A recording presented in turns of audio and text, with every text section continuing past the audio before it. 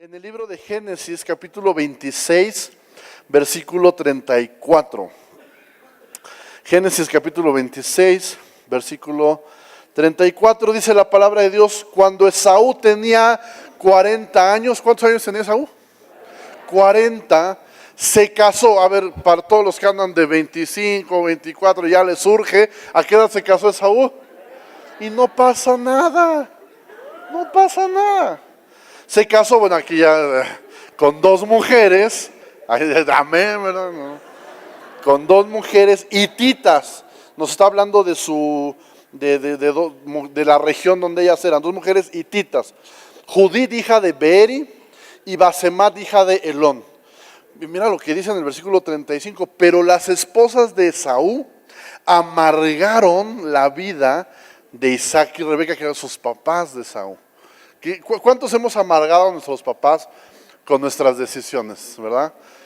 Que me hice un tatuaje, que reprobé la escuela, que escogía a tal muchacha, ¿verdad? Aquí como Esaú, y amargamos la vida de nuestros padres, ¿verdad?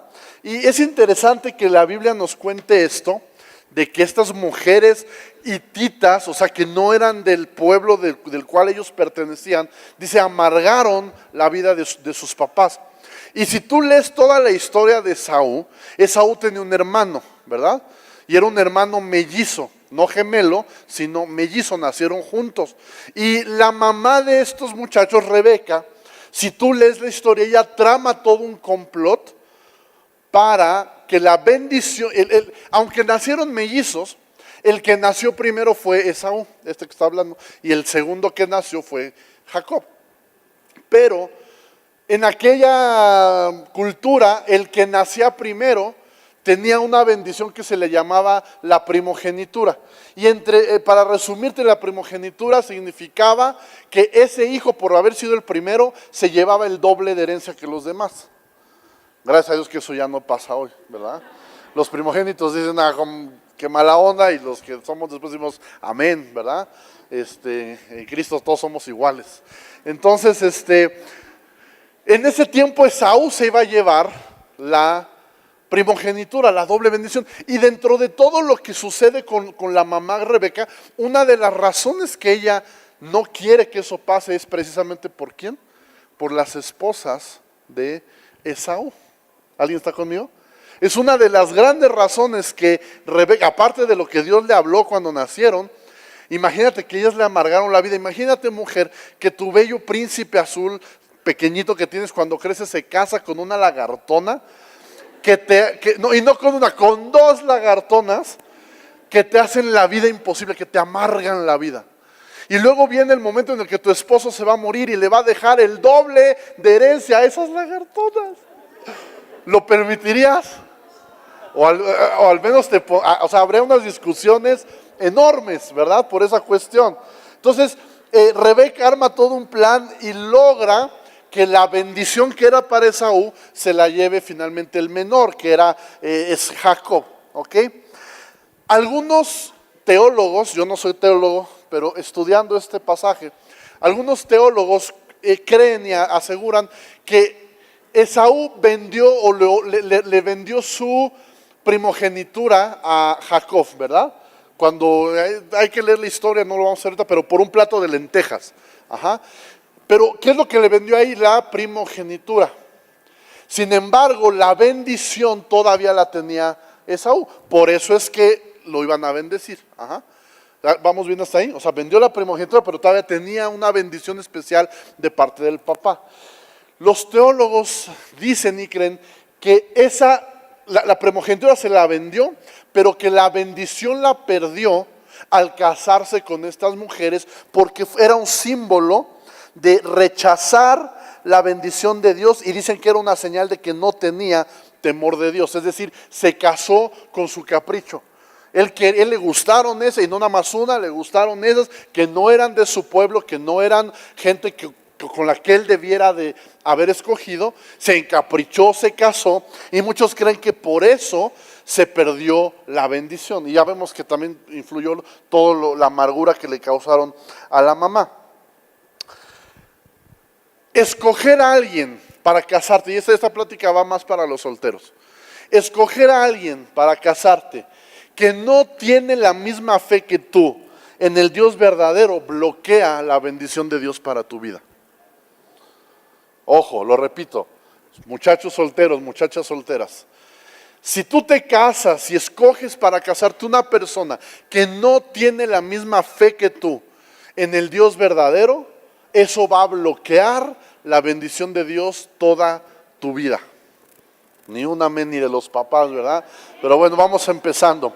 Mira lo que dice Génesis 28, versículo 1 en adelante. Aquí estamos hablando de este momento de la bendición. Génesis 28, 1. Entonces Isaac, que ya estaba viejo, llamó a Jacob, lo bendijo y le ordenó. ¿Qué le ordenó? No te cases con ninguna de estas mujeres cananeas, como las que se casó tu hermano. En cambio, vete de inmediato a Padán Aram, a la casa de tu abuelo Betuel, y cásate con una de las hijas de tu tío Labán. En aquel tiempo todavía se permitía este tipo de situaciones. Que el Dios Todopoderoso te bendiga y te conceda muchos hijos, y que tus descendientes se multipliquen y formen numerosas naciones. Que Dios te dé a ti y a tu descendencia las bendiciones que prometió a Abraham. Que llegues a ser dueño de esta tierra donde ahora vives como extranjero, porque Dios le entregó esta tierra a Abraham. Fíjate cómo antes de darle la bendición, se la condiciona. ¿Y a qué se la condiciona? A que se case con una mujer de su misma fe. Que tenga que, porque si tú analizas a final de cuentas con quién se casó, eran mujeres que tenían la misma fe que ellos en un Dios verdadero. Es decir, la bendición de mi futuro está ligado a mi decisión de hoy con quien me caso. Está totalmente ligado. ¿Quieres una vida exitosa? ¿Quieres una vida de bendición donde Dios te dé gracia y te dé provisión y todo el rollo? Tienes que escoger bien con quién te vas a casar. Tiene que ser una persona que comparte tu fe. Ahora mira, vamos a seguir leyendo en el versículo 6. Dice, Esaú se enteró de que su padre había bendecido a Jacob y lo había enviado a Padán Aram para que encontrara una esposa. O sea, es importante lo de la esposa, nos lo está mencionando. Dice, y que le había advertido, no te cases con una mujer cananea, lo que él había hecho. También supo que Jacob había obedecido a sus padres y se había ido a Padán Aram. A Esaú ya no le quedaban dudas de que a su padre no le agradaban las mujeres cananeas del lugar. Por lo tanto, fue a visitar a la familia de su tío Ismael, hijo de Abraham, además de las esposas que ya tenía. Fue a visitar a la familia de Ismael y se casó con una de las hijas de Ismael, además de las esposas que ya tenía. Su nueva esposa se llamaba Mahalat, era hermana de Nebaiot, de hija de Ismael, era nieta de Abraham como él. ¿Te das cuenta? ¿Vamos bien? Entonces Esaú ve la situación y ve lo importante que es para su padre que él se case con una mujer que tenga la misma fe que él. Entonces se va por el otro lado. En vez de irse por el lado de Isaac, del hijo de la promesa, se va por la línea de Ismael, el otro hijo de Abraham. Y se casa con esta mujer. Ahora tú dices, bueno, pues ya demasiado tarde, ¿no? Demasiado tarde para que eso genere una bendición. Igual los teólogos, los estudiosos de la Biblia creen que Dios respaldó esa decisión y bendijo a Esaú a pesar de los errores que ya había cometido por esa decisión de casarse con una mujer de la misma fe que su familia y de la misma fe que él. Lo bendijo. ¿Y sabes cómo lo bendijo? Si tú lees muchos años adelante, cuando Moisés pasa por la tierra de Seir, así le llama la Biblia, Dios les dice que esa tierra no la van a poder tocar. Y la razón es, dice Dios, porque yo se la di como heredad a Esaú. Qué increíble. O sea, a pesar de que ya la había regado, cuando Esaú se casa con una mujer adecuada, todavía alcanza bendición de Dios al grado de que cuando Israel va a conquistar la tierra prometida, Dios les dice, pero Seir, no se metan con Seir porque Seir es de Esaú. Qué increíble. Si tú quieres ese tipo de bendición, ya estamos viendo por dónde va, ¿verdad? Ya sé que algunos traen cara como de, ¿qué? ¿Eso qué tiene que ver? Te voy a dar otro ejemplo. Génesis 24, versículo 2. Un poquito atrás en la historia. Dice, cierto día Abraham, aquí estamos hablando ya del papá de Isaac, el abuelo de Esaú. ¿Vamos bien? ¿Sí vamos bien? Cierto día Abraham le dijo a su siervo más antiguo, o el más confiable, el hombre que estaba a cargo de su casa, haz un juramento poniendo tu mano debajo de mi muslo. Imagínense eso hoy. A ver, vamos a hacer un juramento, mi joven. Ponme tu mano aquí y júrame. Qué raro, ¿no? ¿Cuánto le dan gracias a Dios por los notarios públicos y lo que ahora tenemos, verdad? Dice, pon tu mano debajo de mi muslo y jura por el Señor, Dios del cielo y de la tierra, que no dejarás que mi hijo Isaac se case con una de esas. Pues, ¿qué hacían las cananeas? ¿Verdad? Pues de plano, ¿cómo eran? Dicen, no, que no se case con una de esas mujeres cananeas. En cambio, vuelve a mi tierra natal, donde están mis parientes, y encuentra allí una esposa para mi hijo Isaac. Abraham sabía que para que la bendición que Dios le había dado a él pasara a sus hijos y a sus nietos, tenía que encontrarle una esposa a su hijo que tuviera la misma fe que él. Y fue Rebeca la que este siervo escogió para Isaac. La que dijo, no, Esaú no se va a llevar la bendición porque esas mujeres ya me amargaron la vida. Fue esa Rebeca, fue la que este siervo escogió para Isaac. Entonces desde ahí vemos cómo hay una línea, hay una tendencia de que la decisión con quien me caso influye en la bendición. Génesis 41, 45, estoy dándote varios pasajes y citas para afirmar muy bien este punto. Génesis 41, 45 nos habla de José en Egipto, el soñador. Dice que Faraón, le cambió el nombre a José, el faraón, el gobernador más, el mero de Egipto. Le cambió el nombre a José y lo llamó Safenat Panea. Para quien ande buscando nombres de bebé. Safenat Panea. Además le dio por esposa a Asenat, hija de Potifera, sacerdote de la ciudad de On. Y luego mira cómo dice, de este modo quedó José a cargo de Egipto. Es decir, José no podía gobernar Egipto si no tenía una mujer egipcia. ¿Vamos bien? Porque dice que se casó con ella de este modo, o sea, ya casado con ella, se le puso a cargo de todo Egipto. Entonces, José no podía gobernar Egipto si no estaba casado con una mujer egipcia. Tú no puedes gobernar en el reino de Dios si no escoges a alguien para casarte que sea del reino de Dios. Tu capacidad para tener autoridad en el reino de Dios va a tener tu éxito en tu vida. Todo está relacionado a la persona que yo escojo para casarme. Y es que luego los chavos se casan y dicen, es que yo tengo un llamado de Dios y es que algo arde en mi corazón, pero mi esposa no quiere. Y es que yo siento que Dios puso esto en mí y todo, pero mi esposa no jala, no quiere, ¿verdad? Siempre hay lucha para lograr lo que Dios puso en tu corazón porque te casaste con la persona equivocada. Tienes que buscar una persona con la misma pasión por Dios que tú, con el mismo compromiso con Dios que tienes tú, con la misma fe que tienes tú. Por eso la Biblia habla del yugo desigual, ¿verdad? Dice de la asociación íntima, dice, no te asocies íntimamente con los que no creen en Jesús. ¿Y qué sociedad es más íntima que el matrimonio? ¿Verdad?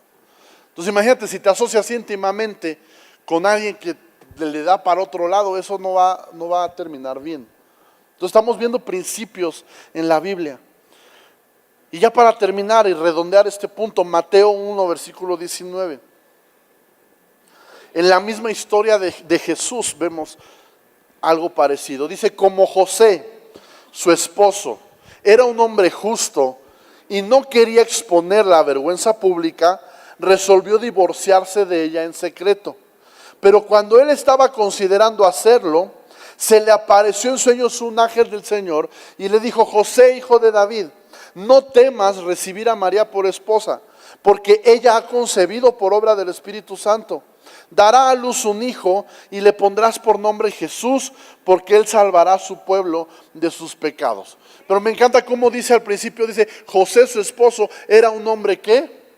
Justo, era un hombre bueno. Y era tan bueno que no quería avergonzar a María. Entonces, o sea, él no se divorció tanto por, sí, aparte por miedo, porque el ángel dice no temas, pero era más un asunto moral de no complicarle las cosas a María. Era un hombre bueno. Entonces, cuando Dios ve que José ya está pensando zafarse del asunto, manda un ángel para decirle, José, no tengas miedo, te necesitamos en el plan. Necesitamos que el papá de este niño tenga la misma fe que la mamá. Y tú eres un hombre ¿qué? Justo. Tú eres un hombre bueno, eres un hombre conforme a lo que necesitamos. Entonces no te vayas. ¿Por qué? Porque Dios sabía, fíjate, que Dios para bendecir a Jesús, tenía que Jesús estar en una familia donde pudiera estar la bendición de Dios. Y eso vemos que solo ocurre cuando los dos tienen la misma fe. ¿En quién? En Dios. Entonces, para que Dios pudiera bendecir a su propio hijo, ese hijo tenía que estar en una familia donde los dos tuvieran la misma fe. Por eso no deja ir a José. Porque a lo mejor María pudiera habérsela rifado sola, ¿eh? María era una mujer increíble. Entonces, sin duda, quizá María hubiera podido criar sola a Jesús. Pero Dios no hubiera podido bendecir de la manera como quería hacerlo a Jesús por causa de ¿sí, tiene sentido? ¿Sí? Bueno, a Dios le interesa, y esto es a lo que quería llegar, como tu padre, jóvenes, como tu padre, a Dios le interesa la persona con la cual te vas a casar, porque eso depende su bendición sobre ti y sobre tus hijos. Por eso le preocupa. Esa frase grábatela y tatúatela, no es cierto. Cuando eliges tu esposo, eliges tu futuro. Cuando eliges tu esposa, estás eligiendo tu futuro. El problema es que no elegimos pensando en nuestro futuro. Elegimos pensando en lo que queremos ahorita. No gastamos pensando en el futuro, y más ahorita con el Buen Fin, ¿verdad? Está el Buen Fin y andamos correteando el Buen Fin, y no gastamos pensando en la deuda que nos estamos echando y cómo nos va a pegar dentro de 3, 4 meses, ¿verdad? Ahora que viene enero y que le llaman la famosa cuesta de enero. No pensamos en eso. Pensamos en que queremos esa pantalla ahorita, ¿verdad? Y en que está regalada. Entonces no pensamos en el futuro, pensamos en el ahorita, ¿verdad? O sea, ¿cuánta gente, escucha, nosotros compramos unas cosas en el Buen Fin ahorita para la iglesia, pero eran cosas que ya teníamos programado comprar y nos convino bastante. Agarramos bastantes descuentos, pero hay mucha gente que se lanza, no tiene plan de comprar nada o nada específico que necesite y se lanza a las tiendas a ver qué agarra. Eso es lo peor que puedes hacer. O sea, el Buen Fin es una buena oportunidad, pero si tú ya tenías pensado comprar algo y ya lo tenías presupuestado, ya lo tenías planeado, entonces sí, a veces agarras muy buenas oportunidades, ¿verdad? Pero la mayoría sale sin algo específico, con ¿cómo le llaman la de fin de año? El aguinaldo, y vámonos, ¿verdad? Decidimos en el ahorita. Cuando comemos, deme 5 con todo. No estamos pensando en cómo se nos van a ver dentro de 4 o 3 años, ¿verdad? Estamos pensando que ahorita se me antojó, ahorita quiero, y entonces tomamos decisiones en el momento sin prever al futuro. Y eso mismo hacemos a la hora de casarnos, ¿verdad? No nos casamos pensando en el futuro, sino nos casamos pensando en nuestro antojo. Vivimos en una cultura basada en lo externo, ¿verdad? ¿Y qué le viste? Pues es que está... Sí, pero ¿de qué platican? No, pues ni platicamos. No. Eso no se va a sostener, ¿no? Escucha, quizá esa persona, joven, señorita, quizá esa persona ahorita te sacia tu antojo, pero en el futuro va a ser amargo. Quizá ahorita sacia tu antojo y es como dice la Biblia, entra como miel, sabe a miel, pero cuando lo tengas en la panza va a ser amargo. Entonces, mucho cuidado con cómo escogemos para casarnos. No escojas para pasarla bien en la noche de bodas. Escoge para pasarla bien el resto de tu vida. Que no llene tus ojos hoy, sino que llene tu corazón en 20 años. Tu ayuda idónea, no tu obstáculo perfecto. Porque si tú tomas una mala decisión, esa mujer, yo hablo más de mujer porque soy hombre, esa mujer en vez de ser tu ayuda ideal, como dice la Biblia, se puede convertir en tu obstáculo perfecto.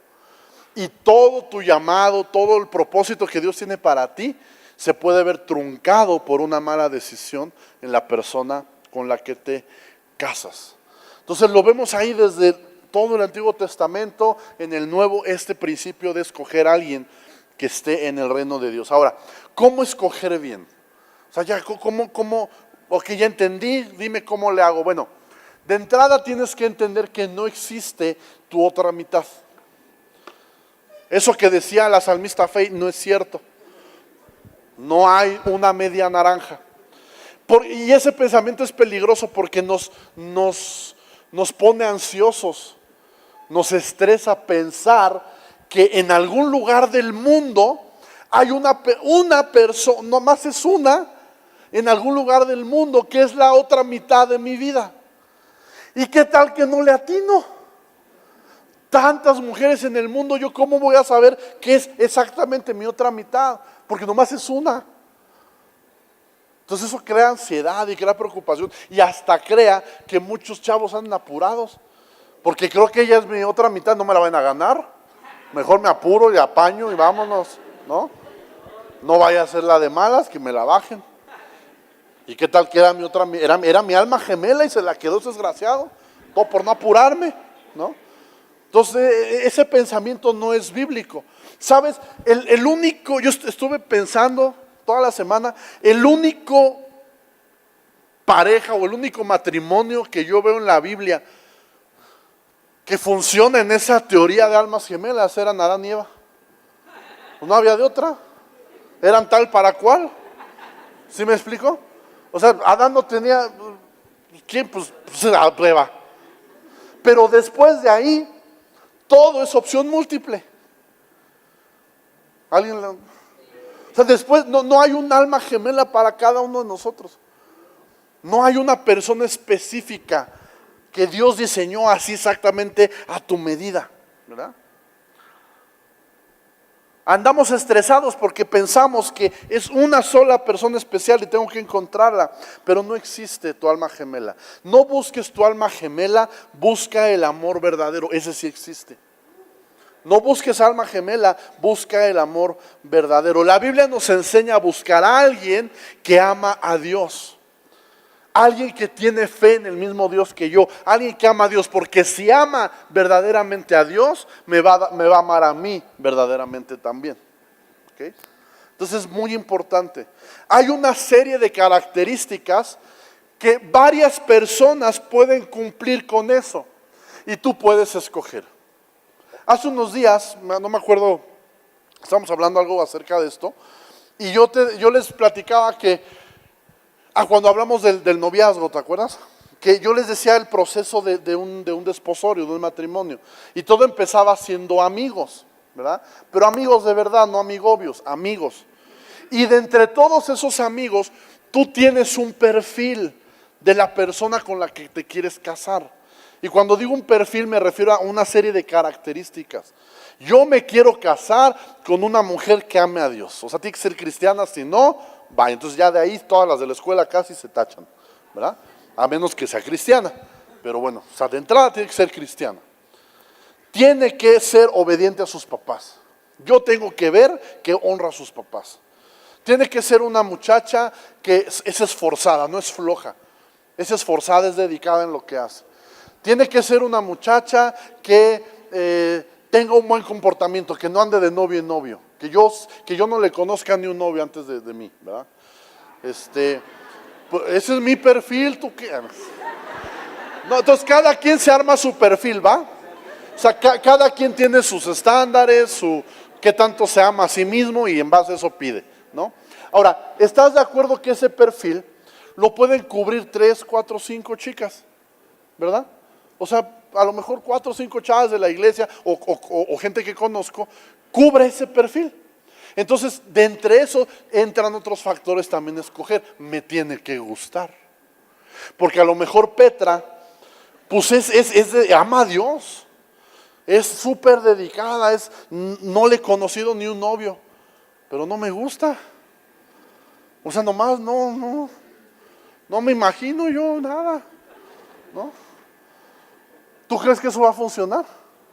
Pues no. Entonces, tiene que haber atracción física, porque de verdad, hermanos, hace años había un hermano aquí en la iglesia, y lo peor es que era el pastor de jóvenes, y él decía que, no, de veras, no es él, no dije era, él es todavía. No, de verdad, y lo platicábamos con él abiertamente, o sea, no le estoy tirando. Él, si estuviera aquí te sostendría su postura, yo sostengo la mía. Entonces, él decía que no a fuerzas te tenía que gustar la persona con la que te ibas a casar. Y de hecho, él se casó con alguien que no le gustaba. Pues ya es su rollo, o sea, pero a mí yo creo que te tiene que gustar. Dice, o sea, ahí está Cantares, por favor, o sea, todo Cantares no funciona si no hay atracción con la mujer, ¿no? Igual, chica, te tiene que gustar, ¿no? O sea, pero lo principal entonces me tiene que atraer físicamente, me tiene que atraer mentalmente o en el área del alma, de la mente, del intelecto. Ay, es que está bien guapo, sí, ¿y de qué platican? No, pues de nada, ¿no? O luego le preguntas, oye, ¿leíste la novela de 100 años de soledad de Rafael García Márquez? ¿Y qué es eso todo? O sea, no, yo nada más el gym, mira, o sea, puro gym, o sea, yo no leo, ¿no? Y la chava acá súper culta, ¿no? Le encanta leer y pues no va a funcionar, tiene que haber atracción mental, atracción en el alma, en lo que platican, tiene que haber conversación, tiene que haber los intereses parecidos, ¿no? Y tiene que haber también atracción espiritual, que es lo que hablamos, de que ame a Dios, que busque a Dios, etc. Entonces, se tienen que dar esas tres. Entonces, tú como joven tienes que tener un perfil. Ahora, a lo mejor no sabes, no tienes ni idea de para dónde darle, siéntate con tus papás a hacer un perfil. Siéntate diles, papá, mamá, estoy perdido, no sé ni qué necesito ni qué quiero. Entonces, ayúdenme a hacer un perfil. A ver, físicamente, con 90, 60 revienta, ¿verdad? Güerita de ojo azul, que mida mínimo 1.70, y no sé, invéntale ahí, ¿verdad? Se vale tener fe, ¿no? Luego, mentalmente, no, pues que le guste Naruto, bueno, ni modo. Ya ese demonio saldrá después, pero bueno. Que le guste Naruto, que le vaya a las Chivas, que lo que sea mentalmente, ¿no? Que le guste Alejandro Sanz, yo no sé. Bueno, la música de Alejandro Sanz, no Alejandro Sanz, ¿no? Y espiritualmente, ahí sí es donde te vas a detener más. O sea, que ame a Dios, que sí que esté sirviendo en la iglesia, no sé, que tenga todos los cursos de Alfa, que esté en un grupo conexión, que sea obediente a sus papás, lo que consideren, ¿verdad? Y entonces vas a tener una referencia y no te vas a emocionar con la primera que llegue y te haga ojitos, porque tú vas a tener un perfil. Y ya cuando estés en edad, va a haber 4 o 5 que cumplan ese perfil. Y ya de esas 4 o 5, pues ya escoges. Y también le tiras a tu realidad, ¿no? O sea, porque a lo mejor tú dices, no, pues la número 2. Y la número 2 no te va a pelar nunca, a lo mejor. Entonces también ahí tienes que ser sabio. Y también ahí pregúntale a tus papás. Aunque tus papás te ven hermoso y hermosa, también te pueden decir la realidad, ¿no? Entonces, a ver, papá, me late fulana. ¿Qué onda? ¿Crees que...? A ver tu lista. ¿Quién más está, no? ¿Quién más está en tu lista? No, porque también es cierto. No vaya a ser que te rompan tu corazón. Entonces, pero ya escoges, ¿no? Estás en condición de escoger algo. Entonces, atracción física, mental y espiritual. Hay un pastor que dice, Señor, el espíritu para ti, el cuerpo para mí, ¿verdad?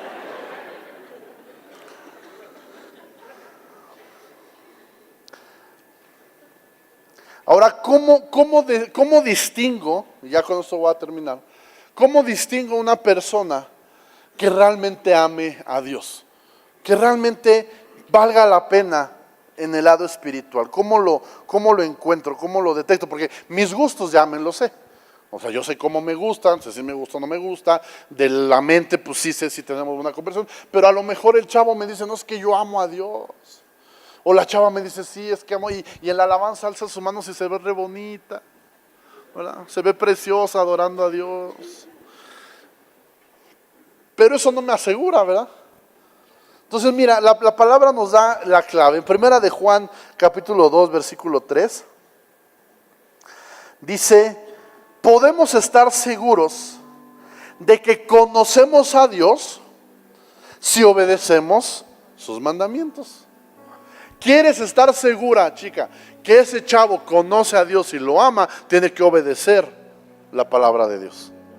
Versículo 4, si este chavo te afirma, si esta chava te afirma, yo conozco a Dios, yo lo amo, pero no obedece los mandamientos de Dios, es un mentiroso, es una mentirosa y no vive en la verdad.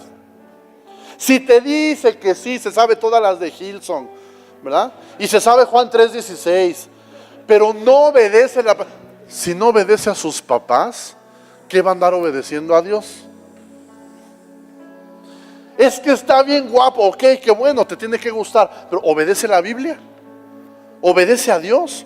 Es súper inteligente, no hombre, lee 20 libros al año, ok, qué padre, es inteligente, pero ¿obedece a Dios? ¿Obedece la Biblia? Ay, no, aún no, pastor, pero yo sé que un día lo hará. Dice la Biblia que por sus frutos los conocerás. Entonces, un árbol de aguacates, ¿sí se dan en árbol los aguacates? Un árbol de aguacates, ¿qué va a dar? Ah, pero yo voy a orar para que cuando nos casemos de manzanas. Yo estoy orando, pastor, para que ese árbol que es de aguacates, cuando nos casemos, usted va a ver que va a dar manzanas, pastor. Ahora, yo sé que muchos están pensando, pues que Dios no transforma, que Dios no cambia a la gente. Claro, espérate a que lo transforme y después te casas con Él. ¿Qué te parece? Espérate a que cambie y después te casas con ella. Pero tiene que obedecer a Dios. No te fijes en las intenciones, fíjate en la realidad de cómo es hoy. Lo que tengas ahorita es lo que vas a tener después. Seguimos, primera de Juan, capítulo 2, versículo 5, ahí en adelantito de lo que leíamos, de que si no obedece es mentiroso. En cambio, el amor de Dios se manifiesta plenamente en la vida, ¿de quién? Del que obedece su palabra. Es decir, fíjate, el amor de Dios, ¿qué es lo más indispensable en un matrimonio? El amor de Dios. ¿Y en quién se manifiesta ese amor plenamente? En aquel que obedece, otra vez, la palabra. Entonces, chica, chico, si él obedece la palabra de Dios, ten por seguro que el amor de Cristo está en él y con ese amor te va a amar. Y eso sí va a funcionar, pero tiene que ser una realidad hoy. No tiene que ser tu esperanza de que Dios lo cambie para mañana. Los frutos que tenga hoy es lo que tú tienes que revisar. Te dice que ama a Cristo, pero no puede llegar temprano a la iglesia. Te dice que ama a Cristo, pero desobedece a sus papás. Te dice que ama a Cristo, pero ni siquiera da su diezmo ni ofrenda. Te dice que ama a Cristo, pero su vida no lo demuestra. Déjame decirte algo, chica, chico, jóvenes. Si se esconde de sus papás para verte a ti, no te sorprenda que cuando estén casados se esconda de ti para ver a alguien más. Eso es una realidad. Si se esconde de sus papás para verte a ti a escondidas, no te sorprenda que cuando te cases se esconda de ti para ver a alguien más. Entonces, hay que tener mucho cuidado con quién escogemos. Si los dos están unidos a Jesús, rápidamente, a ver, Dani, ven, párate aquí. Vamos a suponer que Daniel es Jesús. Aquí párate en medio. Uli y Lucy. Si, agárralo tú de aquí así y tú de acá, Luz. Si cada uno de ellos por separado están unidos a Jesús, conocen a Jesús, y eso significa, dijimos, obedecer la palabra, que sea evidente,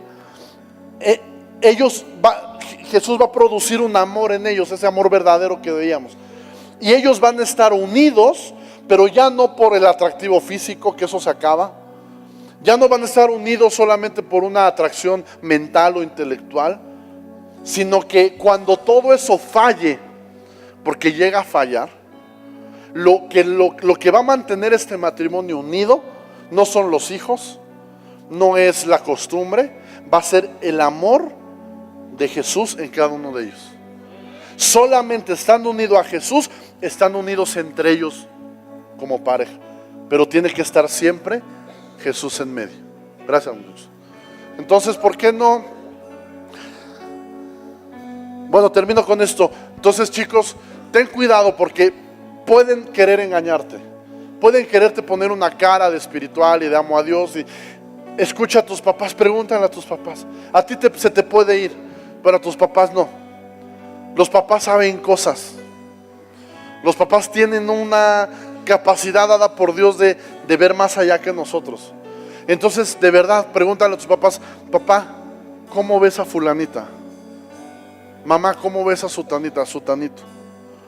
Y escucha lo que te digan. No los tires de, ¿qué tal? Nadie les va a gustar para mí. Nunca, eso sí es cierto. Nunca nadie va a llenar los requisitos que tus papás tienen. Pero escucha lo que ellos te dicen. Si tu papá te dice, es que ese chavo se ve que es muy, muy coqueto, muy ojo alegre, hazle caso y analízalo tú. Si te dices que esa chava se ve que es la pura fiesta, chécalo, analízalo y toma una buena decisión. ¿Sale? Vamos a cerrar nuestros ojos y vamos a darle gracias a Dios. Padre, gracias por tu palabra.